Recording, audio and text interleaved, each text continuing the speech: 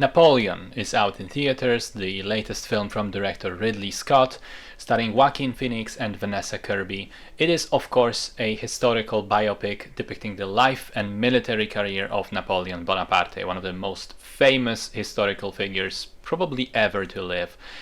It does kind of trace back all the way to the Stanley Kubrick film.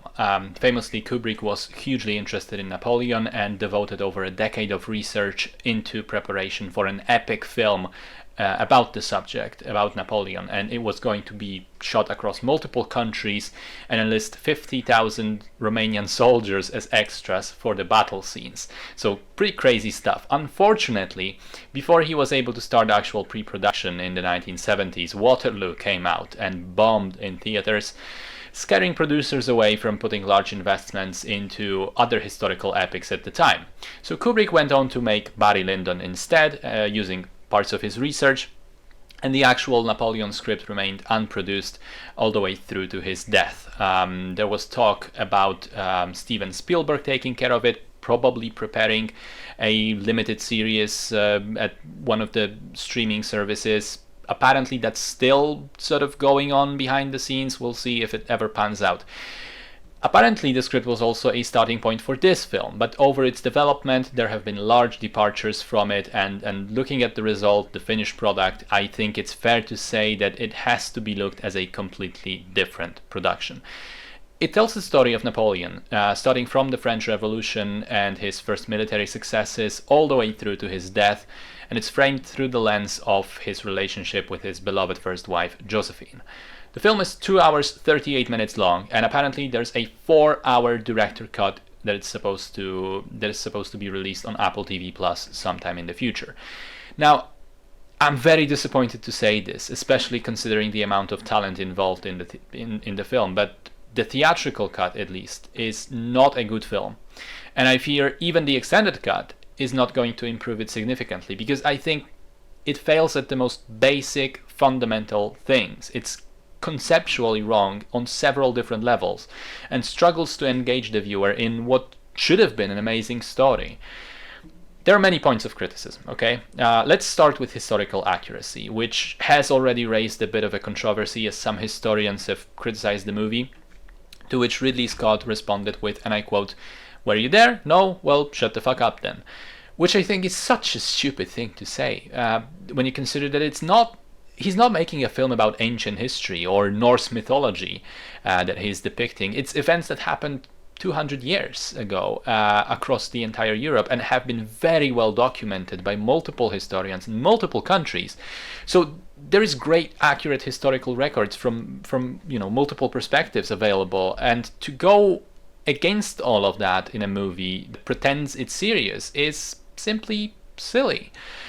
So it's not accurate in the sense that it misrepresents some events, it misrepresents some characters, Napoleon, and it fails to provide context for what's actually going on. To that last point specifically, the movie just feels like a PowerPoint presentation that goes, and then this happened, and then that happened, and then this happened, without any sort of coherent through line that would explain to the audience, okay, why did things turn out this way? What motivated Napoleon to do this, to go there? What were the consequences? Which is baffling because the scope of the story is so big that it impacted the politics of an entire continent, and the film completely fails to make that clear, to make that come across. It also skirts the surface of both the military career of Napoleon, omitting some of his important campaigns like Italy and barely touching on others, but also the relationship with Josephine, which is kind of the main plot of the movie, but also feels very shallow and surface level. So in the end, it feels like the movie is sort of split between two things and accomplishes neither. And ignoring the third thing, which is the whole administrative political side of Napoleon as a ruler. He wasn't just about war. In fact, a huge part of his rule has been systemic reforms and sort of systems implemented in France that, according to historians and analysts, are basically underlying the structures that remain in place today. He is in many ways the father of modern-day France. Okay, so let's move on to Napoleon himself as a character in this film. I think Joaquin Phoenix is completely miscast, especially in terms of age. He's 49 and he looks that age, whereas he's playing a character who's at the beginning of the story is supposed to be in his late 20s, early 30s.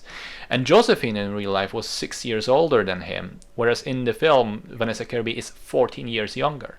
Again, visibly. So it kind of scuffs the whole dynamic. But even putting the age aside, Phoenix is a great actor, and he can deliver a performance that transcends age, right?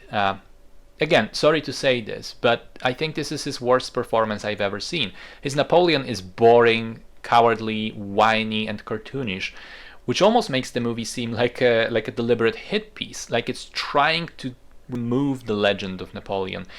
It's especially perplexing as to how lifeless and dull he is when you consider that real-life Napoleon was, by all accounts, incredibly charismatic.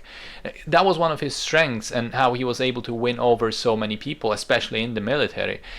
In the film, I never believed for 1 second why anyone would follow him. Phoenix essentially plays this like a mix of Commodus from Gladiator and Beau from Beau is Afraid. And the result is horrendous. I have no idea what the thought process was behind these choices. Finally, I want to mention how dull and grey the movie looks like. It's so boring when every scene is exactly the same, washed off any color, just any life, just grey, foggy, lifeless.